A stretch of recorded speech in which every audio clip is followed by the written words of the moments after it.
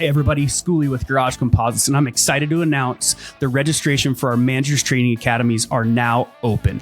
We have our General Managers Academy. It's a 12-month long program, 4 different sessions. We have our Sales Managers Academy, 3 different sessions. It's a 9-month program getting into the sales department. We also, for the first time, have a marine-specific Sales Managers Training Academy also starting this fall. Also includes our Parts Managers Training Academy and our Service Managers Training Academy. They all start this fall, 2025, going into first quarter of 2026. Hit me up, Schoolie at GarageComposites.com for more information, or general info at GarageComposites.com. Or quite frankly, just go to the website, sign up your manager. Let's see them out here this fall at Garage Composites Managers Training Academies.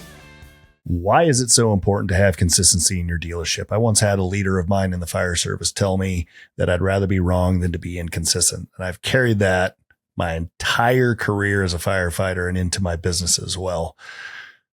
Your processes in your dealership are set up for a reason. It's to give the best customer experience. It's also to keep your team accountable to the things and initiatives that you want them to achieve and throughout the day. And it also creates a ton of emotion behind your dealership and keeps your customers coming back. Listen into this episode about consistency on GarageCast. This is a show for anybody that has something that they want to say. It's going to be full of people with a lot of energy, CEOs, OEMs, vendors. Best practice ideas in this industry and of neighboring industries. We're talking to people that are on the cutting edge of processes, management. Serial entrepreneurs, authors. We really have a feast of all different types of senior level people. A cornucopia, as it were. A plethora, maybe. Grab a pen, grab a cup of coffee, and have a seat. Start writing. This is GarageCast. GarageCast. Welcome to GarageCast. 2 words, Lee and Van Zeelen. That's 3. That's 3. No, it's 1. Van Zeelen is 1 word. Okay. Lee Van Zeelen. I'll let you have it. Whatever. 1 name, Lee Van Zeelen. That dude right now is probably fishing or riding a bicycle or probably sitting on his fat ass eating a big old bucket of popcorn or something like that, watching a movie. Cheese curds and beer. Yeah, let's not act like he's not doing exactly what he's been doing. Yeah, exactly. The past several years, right? Whatever that is what he's doing right now. Great episode with Lee Van Zeelen. Again, wish him well in his retirement. So, My Uncle Lee, I call him. Uncle Lee, exactly. Kicking off this episode, man. We had an owners meeting up here in Steamboat this past week, and a lot of good stuff came out of that. That's the genesis of this podcast by Dantzler, but the name of the podcast, if you haven't seen it already, it's Consistency, the Consistency Podcast. And maybe we come back to this kind of as a theme down the future. But, Sam, you hit me up with, hey, man, I got a really good idea, and we talked through this. So kick it off, man. What are you thinking? Yeah, this came about because we were talking about, national averages and then the top 10% and all kinds of stuff like that. And the phrase model store, if you remember, that's how I kicked my little portion off of the meeting. It's been in my head for a long time. Originally, I heard it from Harry Friedman before I signed up with Ed back in the day. But the model store is if you could have a store that's running on systems perfectly, and all the other stores as you acquire them, they hope to produce like the model store produces. And then you sit there and you're like, Tony, you really shook me up with, we were talking about our automotive buying experience, and you were like, some people just want to have an easy experience and they don't need the fluff and they don't need all the whatever, right? And so much of everything that I've read for the past 15, 20 years has been the relationship and the psychology of it. And so to dismiss that, I think, is to dismiss a level of an experience for your customers that really aids to, as we know, 1 to 2 points of margin on the front if we can get format for every single customer that we're talking to, if we can really engage on that level. But your point is noted. There are a lot of people who just want it to be easy, hence Ed Lemko's manual, 1981, make it easy to buy. If we make it easy to buy, more people will buy, right? Pretty simple. So right. I look at these as 2 different selling systems, and obviously there's crossover, but one is a very transactional, ease of facilitation to take the product home and thank you, and it was just no problem, which was your buying experience. And then you looked at my buying experience, and I had the gal Paige who came out to the house with the car to show it to the family and all this kind of stuff, and it was over here in this other bucket, right? And so I sit there and I think about, is the model store more in line with bucket A, yours, or bucket B, mine? And I really do think that model store mindset is just, if we could transactionally have these things go and ease of the customer and make sure that we turn them over to the different departments and all of the kind of stuff that we talk about all the time, that's probably the model store. But then there's another level. Yeah. I have a qualifier for what you're talking about that I want to throw your way.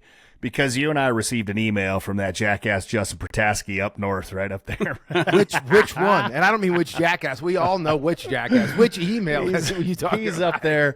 He's up there cold plunging in his lake, and he's just trying to figure out a way to jack with us, right? But his thing was I want to make sure everybody understands that the point of the episode, from my perspective, wasn't that I just wanted it to be transactional. That's not what I was meaning on that. Yeah, it was easy. They did it.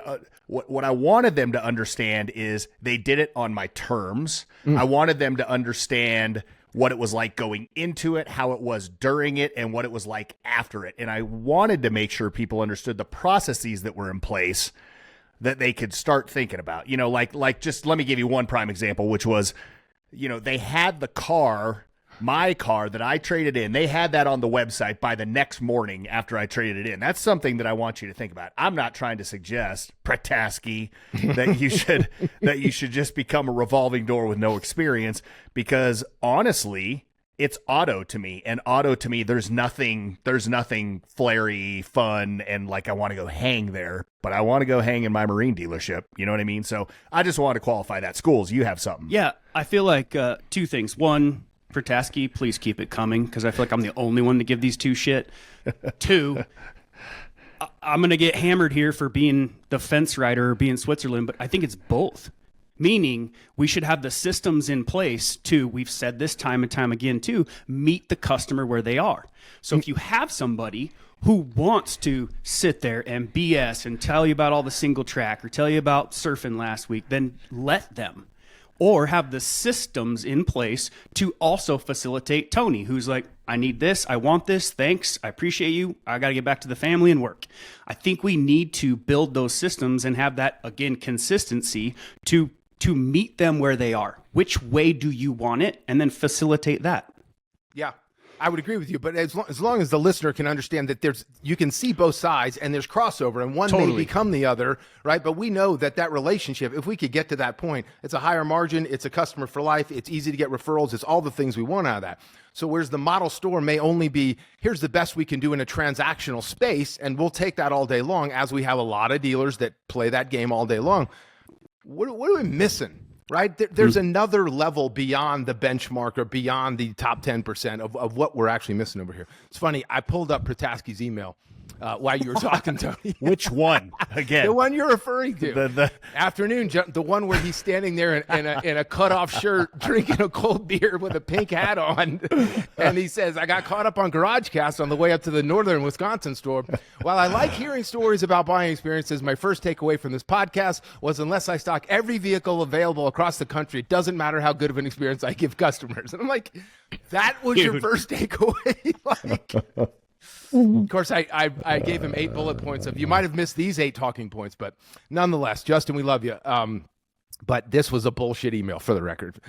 So here's my point. When you're sitting here talking about there's another level, it took me back to Mark Tack sitting in the 20 Club in 2002 with Ed Lemke, and I used to shadow Ed on all of these for about 5 years, and I just remember when he's got Ed pulled to the side. We're talking at lunchtime, and I'm at the table at lunchtime. And he said, "Ed, I'm thinking about pulling out of the 20 Club environment." And you can imagine Ed's like, "That's not a dealer. Pants. Yeah. That's not a dealer, and it's not a awesome dealer and awesome dealer. It's all of those stores at the time, which less than they have now, but still is a big deal." So Ed was kind of freaking out, and he's like, "Why?" And he said, "I'm really tired of defending why what we do works in the room, because everybody in the room says, well, that won't work in my area because of X, Y, and Z." And so they just throw their hands up. And Mark's like, Why am I spending all of my time during my composite review defending why my great idea will work if you guys just aren't really interested in trying that? And we were going to do a dealer visitation. Ed obviously told him, hold your thoughts. Let's get through the dealer visitation at one of Mark's stores, and then we'll have a talk during the admin time. And during the dealer visitation, they came back on the backside, and one of the dealers pulled Ed aside, and he said, "Look, I'm I expected to go in that store, and based on how they look on paper, I was looking for the magic. Where's the magic? And it looked like every other store I've ever seen. And Ed said, you want to see the magic? Look at the traffic log. And for our newer dealers, that would be the CRM, right? Before there was a CRM electronically, there was a traffic log. Look at the consistency in the traffic log. That was the magic, and that was the answer.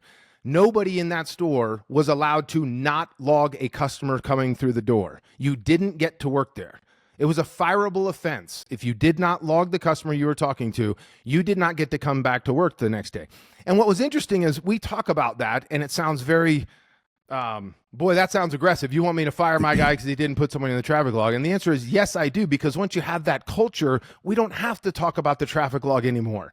We can analyze it, we can discuss it, we can find opportunities, but we have to have the culture of the system of logging everybody in place first. That is where the magic is, because that's how we know every customer is getting the best experience we can give them. And so I started thinking about that on the heels of talking about national norms and benchmarks and all this kind of stuff. You got something, Tony? I do have one thing. Mark Tack. Speaking of Mark Tack, he has a son. What's his son's name? Cam Tack. Cam Tack. Huh. Cam. Where you at, Cam? Haven't I text you, call you, nothing. I mean, Cam's just MIA, bro.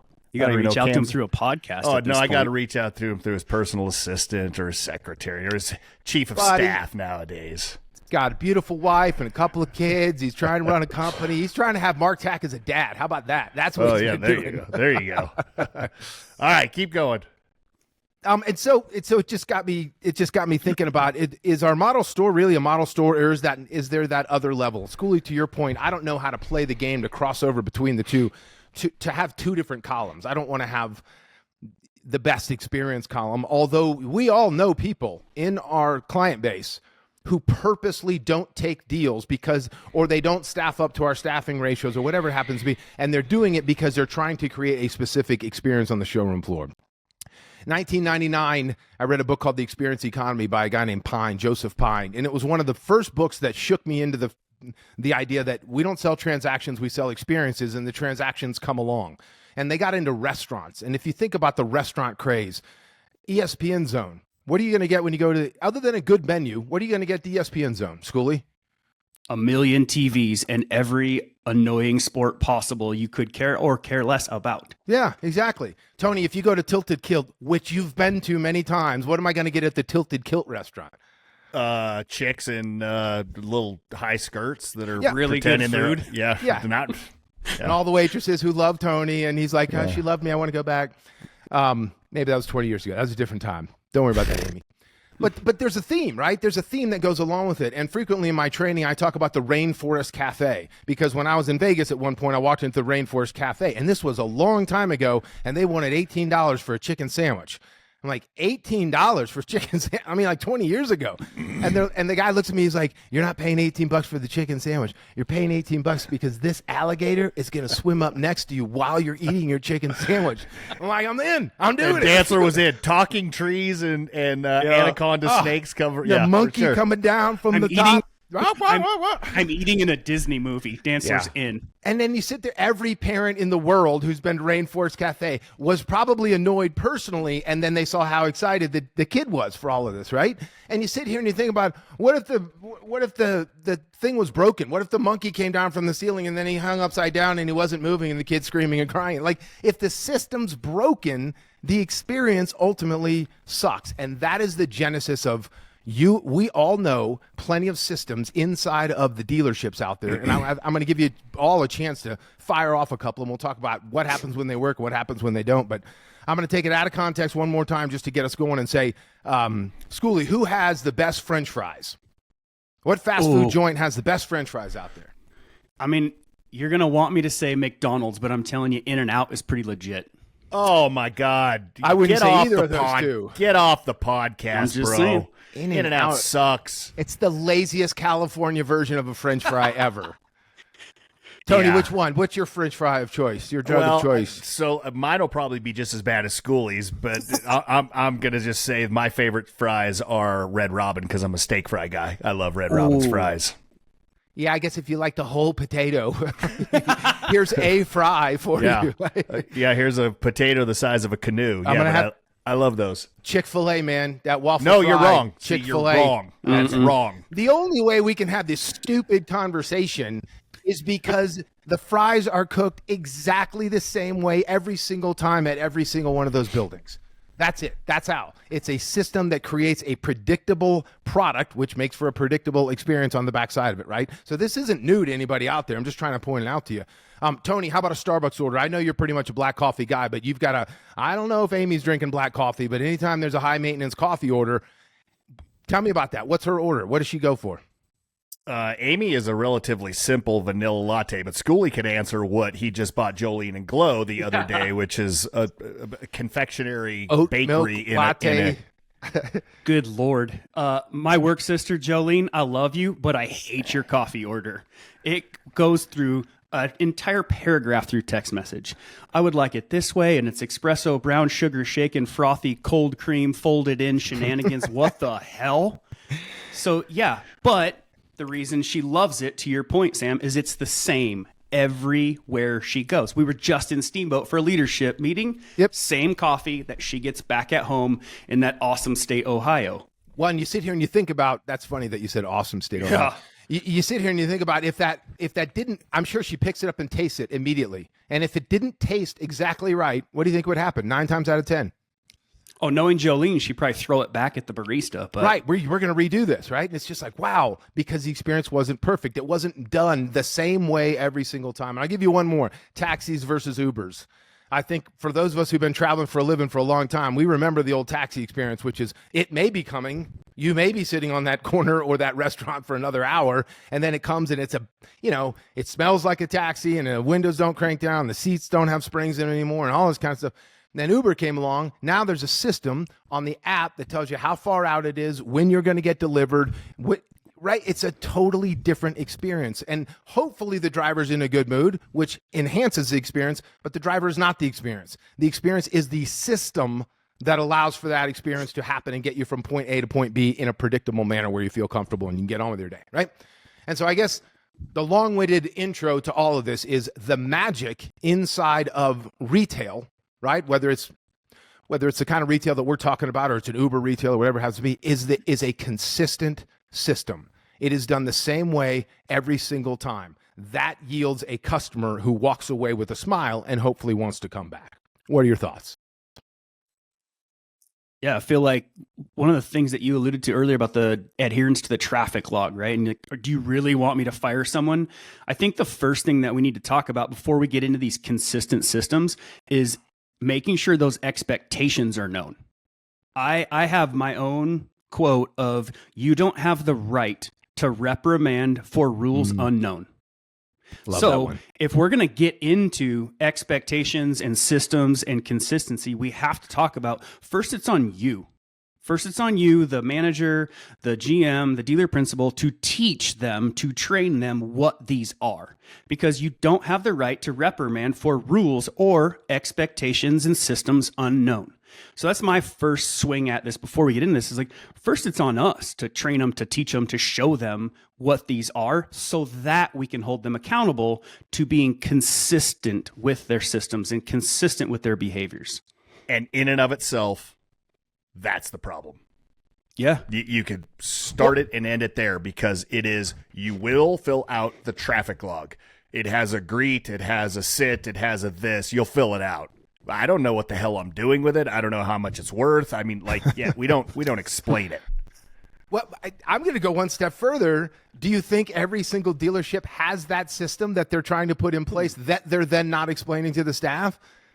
Right? Nope. They just open the doors and let's give the best experience we can. And we see this with a lot of our new clients that come in. They don't have any systems. They just open the doors. They try to give a great experience and have a good time. And there's nothing, there's no framework on the front side of the sales experience for most customers. So there's the first question is there a system in place that you're trying to implement? Second piece is, Tony, to your point, and Schoolie, to your point, are we implementing it? Are we training our staff as to how we do it and why we do it every single time? And then we have the practice and rehearsal on the backside of that. So, Tony, you got a few you want to throw out there just from power sports, marine, whatever happens to be, and we'll kind of go around the horn here? Yeah, both of these cross over into both segments, marine and power sports. My first one would be you've heard it on this podcast. Probably at least 20 of our episodes have covered something like this, and that's the dealership tour. The concept of doing something that is most profitable for the dealership, it's best for the departments, it's best for the customers. Is the system really written down? Is it a company-wide training process where we really close the doors and for 4 hours on whatever day, we explain the genesis of it, the why, the profitability, that it's actually a fixed operations facet, not a sales facet, why it is setting up the F&I office to be successful. I mean, there's a million things that we go through, right? And typically, I would say less than 5% of the industry out there has a really good on turbo horsepower dealership tour, and they make just a shitload of money from doing it, right? The rest of the industry, maybe 50%, say they have a dealership tour, call it whatever you want, but you go in there and it's pretty ad hoc and it's just from the cuff and it doesn't happen all the time. And then I'd say, I don't know, however many percentage points are left, they know, man, we sell the unit and I'm not really into like twisting my customer's arm. So is it written down? Do we train on it? Do we practice like we play? And if there is a discrepancy or a step missing, are there consequences? Not necessarily hitting them with a stick, but hey, the consequence is we need to go back and now we need to train again because we're missing steps here, right? So that's my first one, is the dealership tour. You could look at something like that as a process that should be done every time. The next one, which it ties right into that process, is an F&I menu process. We have so many dealerships that do it well. They have a menu, they have a business manager that is trained to do it. They start the dealership tour process with that F&I 1. They gather up all their documents. They understand the 300% rule, that 100% of the customers are shown 100% of the products 100% of the time. They know where they put that on the menu. They know how to drop down when we forfeit, declination statements. I mean, everything as tight as can be. They know how to overcome objections. Our deal jackets are legal. Our deal jackets protect our ass. So the F&I menu process is another one that should be non-negotiable. It should be trained on. It should be explained to the sales team, to the business manager, and everybody should be in cadence. Those are the two processes that hit me hard. Let me jump in on that one, Schoolie, and then I'll give you the mic. Yeah. That F&I process, you just said it 3 times. You said the F&I menu process, the F&I menu process. Well, what if you just hired Sam, who's a great F&I manager, but I do step selling? I don't do menu selling. And I just come in and start step selling. What happens then? Well, the first thing I would suggest we do is we're going to sit down with Sam and we're going to try and understand his process. Like, explain to me, maybe I'm just missing some of the best new stuff out there that you were trained on and you know very well. And if it protects us the same way and I absolutely get the products out there, cool, we may discuss that. But I'm really going to probably hold true to my processes unless you can convince me that the way that we're doing something here is the new stuff. And then we come together on a process and that becomes the process. So we agree that we don't like step selling because it's lazy and it just fits the pay program, but I want a menu process. So at the end of this, I'm going to give you guys a chance to say, like, what happens when these go sideways? Like, what's the customer problem if I step sell versus menu sell in an environment, right? So we'll hold that for now. What were your thoughts there, Schools? No, and I was just going to say, Tony, those are two very good ones because, and we can wrap it up with why it matters, but those are very important for both parties, right? The dealership as well as the customer. So those are very crucial to the experience and to the operation of the dealership as well as the customer. I think those are two very good ones. And those are two that fail the minute the shit hits the fan, it gets busy on the weekend. Solid. Yeah. What, all right. What do you have, Schools? We're going to circle back on these. Yeah, so my first one is more of a mandated behavior, I would say, rather than a system or a process. It's a mandated behavior that I would love this industry to have more consistency to. And first one is escorting people. Now, I know that's going to sound a little bit odd. We're talking about a power sports or a marine dealership, but it infuriates me, as many dealerships as I get to go into, both marine and power sports, that I ask a question and I get pointed in a direction. It seems so small, right? You're busy, you're grinding away, you're dealing with the deal, you're helping somebody at the service counter, and I get this one. Yeah, it's over there. Yeah, okay, take 2 lefts, go past Jim Bob, then go bang a right by the drinking fountain, and it's down that hallway. I'm already lost. So I want you to think about escorting people around is just that next little level of a customer experience. The other thing is that in that same vein of escorting people around, like show them, walk them, BS with them. They want to be in your dealership. They want to be addressed. They are not looking to blow right past you. They want to have a good time. So escort them around. Next piece of that. Hold on, I got something. So on that, schools is, I wish at 52 I could remember exactly where I was and what I was doing, but I was somewhere in retail commerce in the past 3 weeks, and I was asking for a bathroom, and the person looked at me and said, "Let's take a walk. Come with me." And it was just a, "Hey, let's you and I take a walk and let's go find it." Right? I love the way that they said, and it was trained in. So I love that. You know where they do it very well are steakhouses. Like you ask for the bathroom, they're gonna dang near escort you to the stall. So that piece, and like bear in mind, that's a $50 steak. Not a $50,000 UTV, not a $250,000 boat. This dude is slinging coconut shrimp and a steak, and he's going to walk you all the way to the bathroom? Think about it. Tony, you're exactly right. And that's why I think it frustrates me so much. And it's just such an easy thing to do, but we don't do it consistently, is my point. And it leads to the experience. In that same vein of that experience, it still pains me that we don't TO or hand off or introduce people properly in the dealership. I train all over the place. I train all over this country in multiple dealerships and hugely in our managers training academies. I want you to think about how long you spent getting to know this person, building format, building a relationship. You know what makes them tick. You know all about their family, occupation, recreation, motivation, animals, and teams format. And then you're going to go, "Hey, Sam, this is Tony. He's our parts consultant." Wow, really? Great introduction. And we do it everywhere else. We do it at house parties. We do it in the back alley having a beer with your neighbors. Like you introduce people properly. "Hey, Sam, this is my buddy Tony. Lives up in Steamboat, owns a consulting company, loves to ride sleds, 2 kids, great dude, bad jokes. Get to know him." Like we introduce people properly. So dropping 2 pieces of format, I think should be a mandatory operation anytime you're introducing people. Again, the consistency and experience. I've been saying it for a while now. I want your dealership to feel like a professional house party.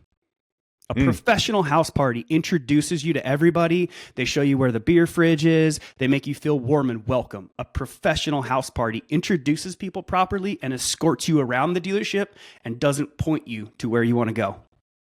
Love it. Yeah, I do like that. I want to take those 2 and just separate them for 1 second because you lost me in the beginning of the second one because I was coming off of the first one, which is escorting people like, "Hey, where's the parts department? It's in the back." Then you went to the second one. You said, "You know these people." Well, I don't know that guy. He just wanted to know where the parts department was, and I'm walking him back there, right? So I just want to delineate between those 2. And I just sit here and think, the most obvious thing in the world so that you know something for what I call a warm handoff. Schoolie doesn't like the warm handoff, but you can call it whatever you want. But the warm handoff is when I give you that information, the professional house party information, so we all feel good, or and then we're off to the races talking or having a cocktail or whatever happens to be.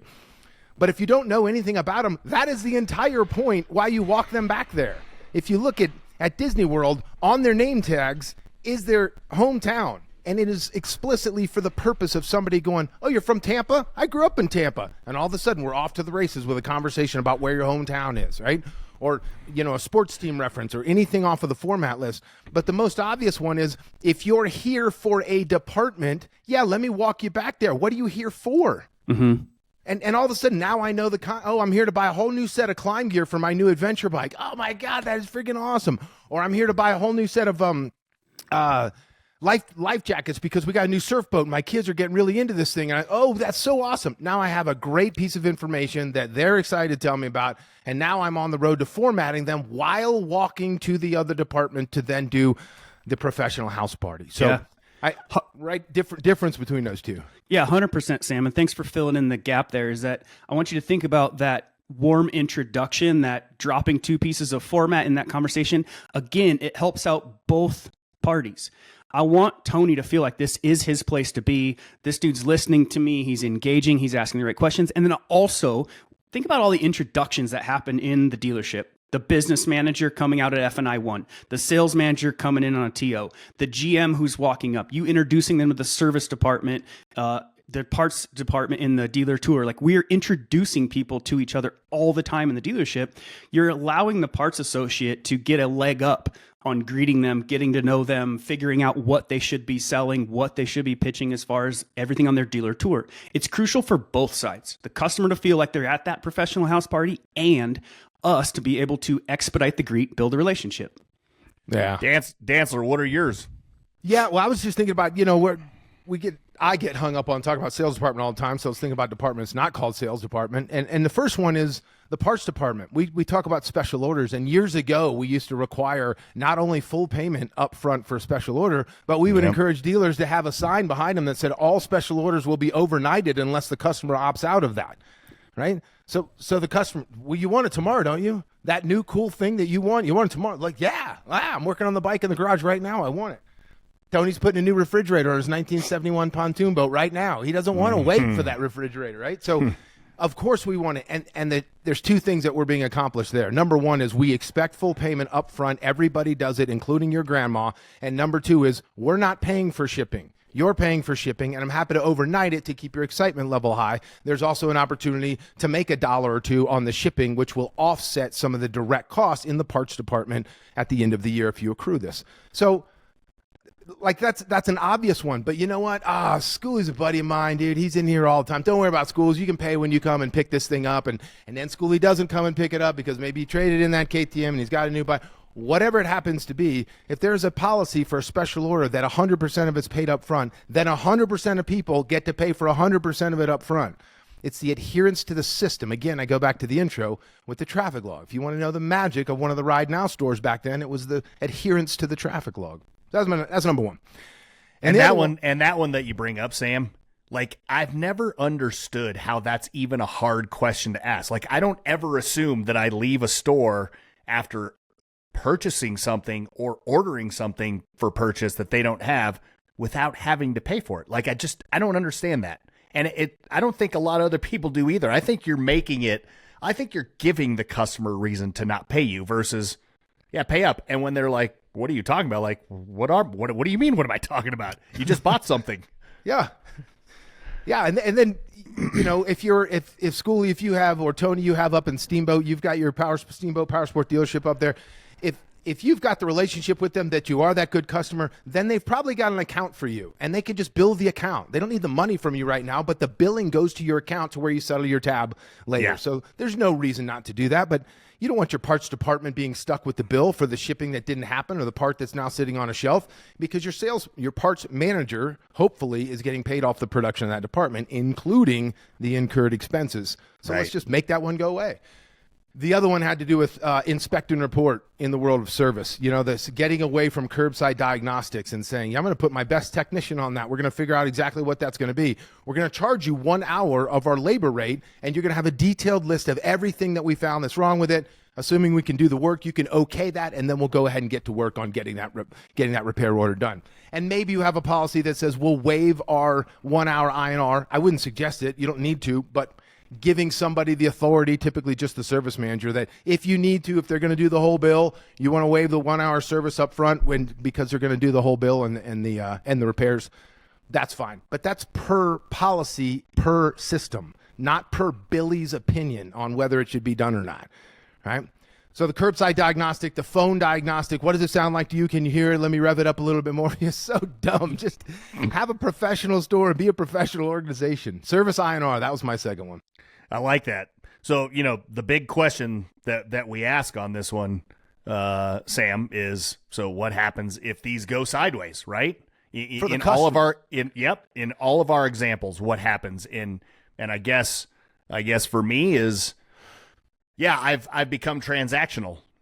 One of the greatest days of my life, I'm laying down $10,000 up to $60,000 on something, and I take it away, and I'm still pretty stoked. I've had a really good day, don't get me wrong, but I have not been tied to a dealership, I have probably lost the ability to see a lot of entitlements. I'm entitled to see all the stuff that goes on to my snowmobile and UTV. What is the consequence if this goes sideways with an F&I menu? Maybe I don't protect my unit, and maybe the best thing for me is to protect my asset that I just bought. Maybe gap insurance is something that will really protect my ass because I've used it before. Who knows? But for me as a customer, what goes sideways is a lot of experience and a lot of protection on my end. Yeah, I would go in that same vein, Tony, as far as my experience as a customer, right? And I know that some of the two that I brought up, they seem fluffy, right? They seem like, oh, great. You want me to get to know you and introduce you and escort you around? Yeah, I get it. That doesn't move needles. I wholeheartedly disagree, right? Because my customer experience, again, is that professional house party. Give me a reason to come back. Now, if this is my 6th bike, we could be a little more transactional. I already know everybody in all the departments because you treated me right the first time. You showed me around. You got to know me. We built that relationship. It is crucial because, again, we've said this for years now. I can go buy whatever it is anywhere. I can go buy that boat over there, that dirt bike over there, that UTV over there. But what I can't buy is you, the experience and the fun. And I know it sounds real trainer fluff, but it's so true because that's why we keep coming back. So my customer experience is what struggles and gives me no reason to come back versus that professional house party that I want to continue to come back to for my next unit, for my service, for my routine maintenance, for all the parts, for all the whiz bangs. That's what makes me keep coming back is the professional house party feeling of being escorted around, introduced to all my friends that work at that dealership. That's what I think starts to struggle. And it gets sloppy and bad when we get busy. Well, yeah, it gets sloppy. The experience gets sloppy, right? And you can take any business out there, and when the experience starts to get sloppy, you're just another retailer, and you're competing with every other retailer that's selling the same widget on the shelf. So if I go through that lineup, Tony, let's go with yours first, dealership tour and the menu process. The dealership tour, we know statistically people buy more the day of purchase than at any other point. So your inability to follow the company system for a dealership tour is costing the dealership sales. And maybe they get home and they want to go somewhere else to get it because it's more convenient to go somewhere else. That's a customer what might happen. The F&I menu process, if I go back to that scenario and I want to step sell, well, if I step sell, that doesn't necessarily mean that I'm presenting every product to every customer every time. So we, the dealership, may lose out on some of the product sales and the profitability of F&I, but I may have never known about your priority maintenance plan because Sam, the new business manager, doesn't believe in a maintenance plan, right? So there's a lot less than, experience. To your point, Schoolie, your comments aren't fluffy. We know that you can get a 2-point more margin if you do format on every single deal before you pencil a deal. Mm-hmm. That's a lot of damn money. And then you translate that into every single department. We want customers to feel like they're part of the family. Escorting people, proper intro and training on the turnover makes them feel like they're at a house party. And there's all my friends, just like you said. P&A special orders. I talk to people all the time. They're like, yeah, people go to the internet instead of coming to our store these days. And I'm like, no, people go to the internet because they came into your store. And they don't like that at all. If I get in my car and come all the way down to your store and I get a subpar experience or nobody even says hello to me or I'm just picking something off a shelf, well, I can just pick it off my computer screen easier. I went to the internet because of your store experience, not instead of your store experience. Sam, on that one, it still pains me. Do you think I drove all the way to your dealership just to get a quart of 2-stroke oil? That's right. No, I didn't. Maybe not. I was hoping you would say, what else would you like? How about this, and then this, and then this? Blows me away. I think we beat the INR one to death, but I will leave you with this. I have a buddy here in Denver that over the past couple of years, I've really gotten him into motorcycling, and I have taken him into my favorite dealership, which the owner knows this story at Fay Myers. I have taken my buddy into Fay Myers multiple times. He has previously bought 2 units from Fay Myers, and he actually said to me last night when we were having dinner, we were talking about loyalty, and I was telling him kind of about our podcast and where we were going today with this podcast, and he said, I started thinking about it, like if I were going to buy another unit, it would never occur to me to not go across the street at a competitor and look at what their product's like. And you just sit there and you absorb that, the magnitude of that. Like, this is my buddy. I bought a bunch of bikes from Fay Myers. I want him to be a Fay Myers employee, but he has 0 experience inside the store. He has several transactions inside the store, but nothing to take me from the national norm to that benchmark that I started the conversation with. There's a piece missing. We can play at a different level, and it's because the systems, a lot of them of which we've identified right here. I didn't plug him for that comment. He just fired it off like it just wouldn't occur to me to not go shop around, because he has no I got a guy or I got a gal or I got a dealership. There's no loyalty built. And again, that great experience that's coupled with loyalty is tied to the systems that you have inside your store. So I think those are all good examples. Yeah, I love that. So why is it so easy to not do it the same way? Why is it? And oh man, lazy. Yeah, mine is it goes back to my favorite thing, which is it's normalization of deviance. It's just slowly creeping away from center, and that behavior just gets locked in as okay when you're not tending to it. And these are things these are plates that start to wobble after a couple hours. Would you guys agree? Yeah. Totally agree, Tone. And I think to take it another step, like your deviations from norm are the paper cuts, right? And it's the small paper cuts, like Sam said, lazy. I would say busy. And we take the path of least resistance, and I'll just do it this time. I'll just skip it this one. And next thing you know, we have this new norm because of all these paper cuts. Albeit, new guy wasn't trained, new girl doesn't care. Whatever it is, those paper cuts of laziness, path of least resistance, no one, this is to all my managers out there, no one holding them accountable to it is massive because we allow it to happen. So one of the biggest things about the normalization of deviance is that nobody is saying, stop, that's not how we do it here, do it this way. This is how we all have agreed it should be done. So all those things are the paper cuts that make the new norm you're referring to, Tone. Yep. So I sit here and I think about, like, if you go back to a sports reference, right? It's you looking at the P&L as like the general manager or owner of the company looking at the scoreboard and wins and losses at the end of the year.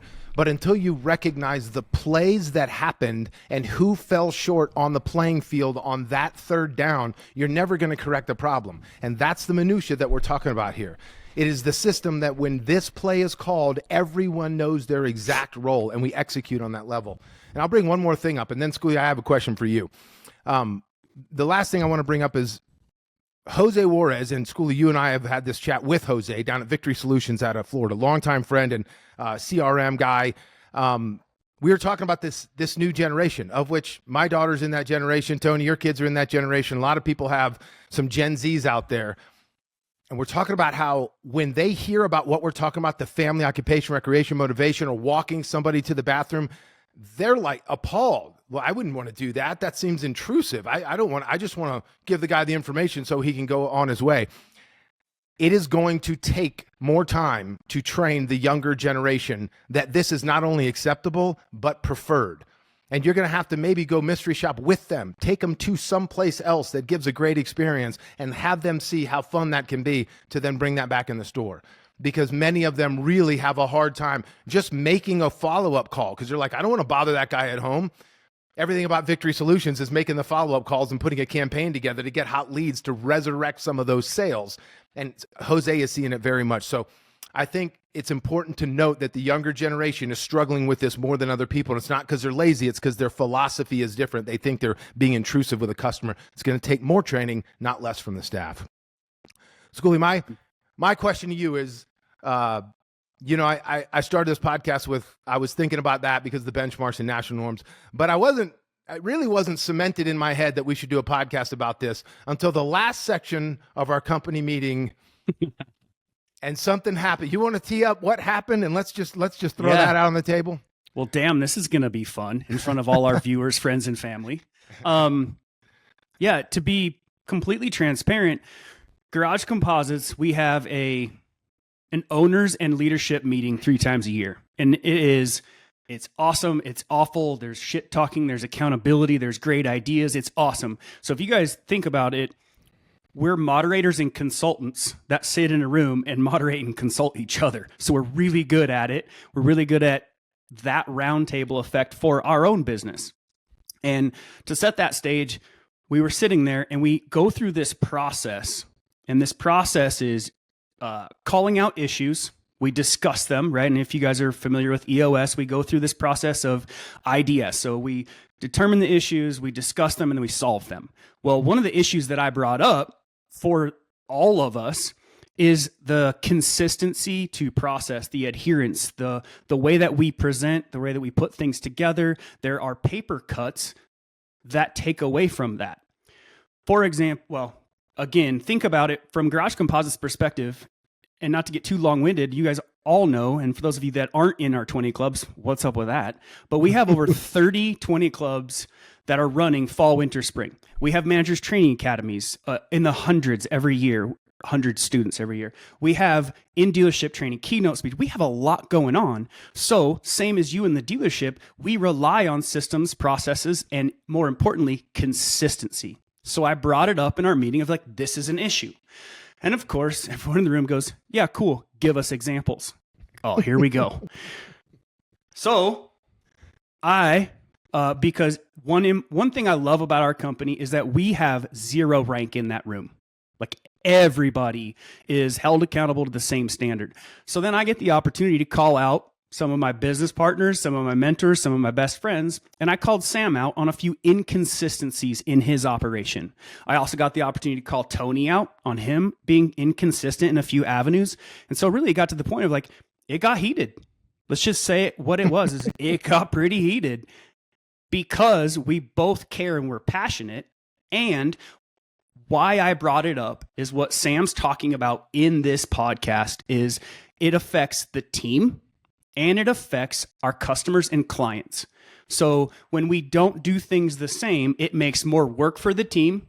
It makes it a less than product. And then that reflects out to our clients. Maybe our presentation isn't perfect. Maybe the font's off a little bit. Maybe we didn't follow up and book that contract the same. Like our inconsistencies in our operation affect both us as a team and the end product. So that's where this whole thing came from, is that in that meeting, we talked about it. And I one of the things that I knew was a polite dagger to Sam is that he and I both, and Tony does too, he just wasn't in that he wasn't in the crossfire then. We both live by the fact that we would never do anything or ask our team to do anything we wouldn't do. That is true for everyone on this team. I'll jump on a plane. I'll go give a speech with Crayolas and a napkin. I'll do anything, but I wouldn't expect anyone on our team to do something I wouldn't do. And so I had the opportunity to look Sam in the face and go, hey, you're asking us to do all this. Why aren't you? And that's where a lot of the genesis of this conversation around consistency to process came from. Fair to say, Sam, that's a pretty good story of how it went. That's a good summary. That's Schooley being democratic once again and skirting around an issue as Schooley called Sam to the table, called him to the carpet, and Sam lost his shit on Schooley and the rest of us as owners. That's Schooley doing what we don't like about Schooley, which is whatever fence riding and let me be the UN. That's what happened. And honestly, this is what Sam wanted. Sam wanted this out on the podcast. He wants to address this because he's coming around to make his point.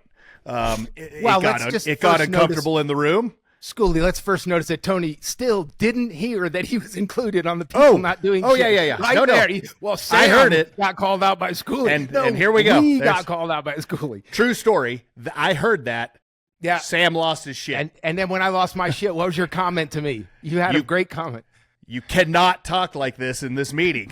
You can't do this. Yeah, it's something about disrespecting my owners, but I wasn't listening, so I really don't remember what that was. I was over there doing push-ups and sit-ups and punching bags. I was ready to go. I've been waiting for this question for a long time. So I think it's fair also to note that a lot of you know that I had ankle surgery and I'm still struggling with the rehab, so I wasn't in Steamboat. I didn't get to be there. I was on screen at home for 2 days, so I was already a little hot-tempered by then. And at the end of the second day, I'm like, okay, here we go. Like, here's my 17 bullet points on this. And the reality is, if you think about everything we do, let's just put it out there. When you talk about marketing and working with OEMs and giving a speech and how we get a new client and then onboarding the new client, guesting them in a room, sending them to a financial boot camp, like every one of these has a system that goes with it. How we present in the room. Why are we using Google Slides? Why shouldn't we be using PowerPoint? how we post on social media. You can run that list because you, the dealers, have that same list. There's a laundry list of systems. And again, to Schooley's point, when we're not cohesive, when we're not the same, it is felt by the customer. And as we said earlier in this podcast, we risk losing the customers or they have a less than experience. And I found it funny that there are a lot of systems that I don't participate in because on the operations team, the three of us, well, Tony does, but there are those of us who are moderating and training and doing whatever. And then those of us behind the scenes, our whole team, who's freaking awesome. They have their own systems for how they're getting this done and meetings booked and hotel reservations and all this kind of stuff. But of the systems that I do participate in and the three of us participate in, I've been doing the same systems since Ed Lemko, since 2000, which quite frankly are the systems that Tony and I launched the company on in April of 2015.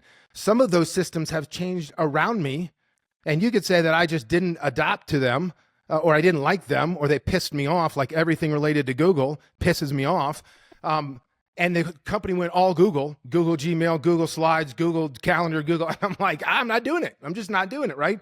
And as an owner, I'm like, I'm putting my foot down. None of you guys were here when I was here. I'm putting my foot down. I'm holding the line. And Tony mentioned something in there. Well, he didn't do it at this meeting, but he did it before. And I bring this up because I want you to hear your own people saying this, right? Tony brought up, oh, there's Sam being the rebel. Sam's the rebel doing it differently. Tony, I don't know how long ago that was, but that clearly stuck with me. And I'm like, wait a minute. The rebel is the one who's doing everything differently. I'm the guy that's been doing it exactly the same way from day one when we launched this company. I did not change to the new system. So in my brain, rightly or wrongly, I'm thinking, I'm the only one doing it the right way, and everybody else has got their own crazy ass way of doing it. Somehow we've managed to cobble it together, and it has caused frustration, not just my way, but some of the other stuff, some of the other ones that got called out. And I did blow up because I get tired of that. I get tired of hearing that I'm the one who's doing it differently, when in my head, I'm the only one doing it the same way every single time. But it doesn't matter. It really doesn't matter. And I had to go home. I had a bad night that night, man. I was pissed. I blew up. My foot was still killing me. And I had to really think about that. I was thinking about it all night long and all the next day. And I realized it doesn't matter if I'm right or wrong. And I can honestly look back and say, I was wrong. I was certainly wrong in how I blew up in front of the team. But I was wrong in the fact that everything we teach is having a consistent system.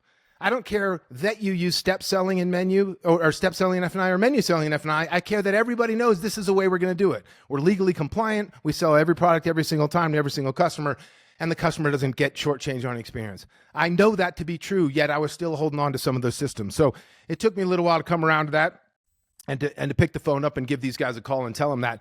But I wanted to bring this out on this podcast for that very reason, because it doesn't matter if I felt like I was the guy doing it right or wrong, or they were. It matters that we collectively as a team were not presenting a unified front, and that needed to get corrected. Schools, you got something on that? Well, and I think because that, to your point, Sam, that unified front, because I'll dig this horse up, shoot it again, is it matters for both teams, meaning the clients and our team. And every time we have a project management software, we have a CRM, we have Google Drive, we have emails, we have all these things in place because our admin team, awesome, we just added a few more to it. They do a phenomenal job based off of consistency and systems so that they don't miss a meeting, so that they don't miss an attendance sheet.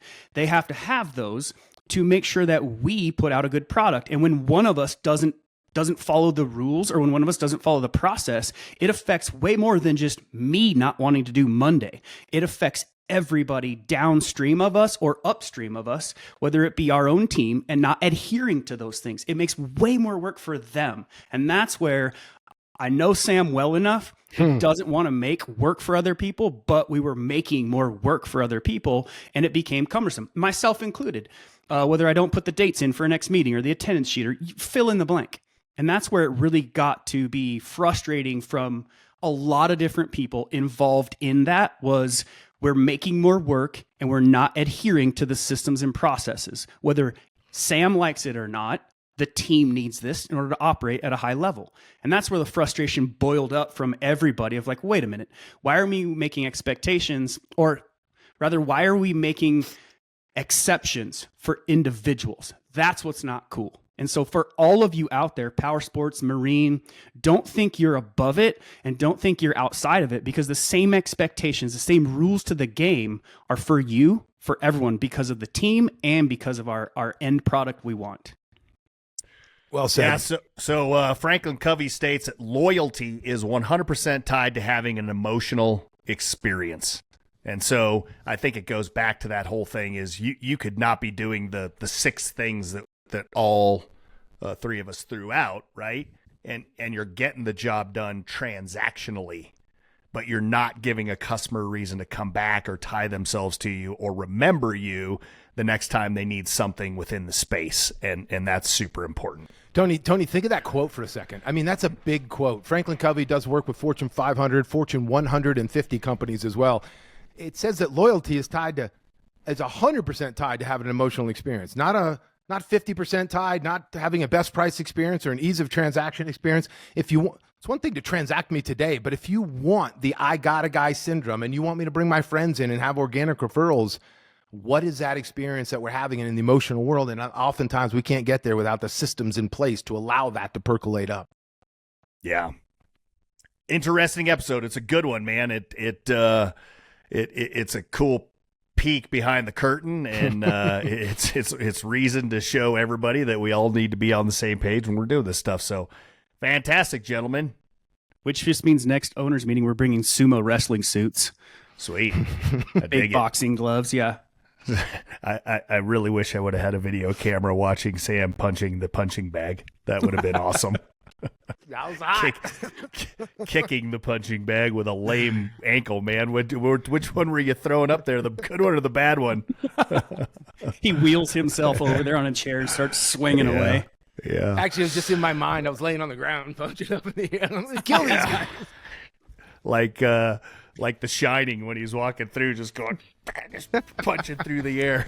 So, all right, for Sam Dantzler and Jordan Schoolmeester, I'm Tony Gonzalez. This has been GarageCast. Have a fantastic Tuesday, everybody. Thanks, everyone. Thanks, everybody. We'll see you out there.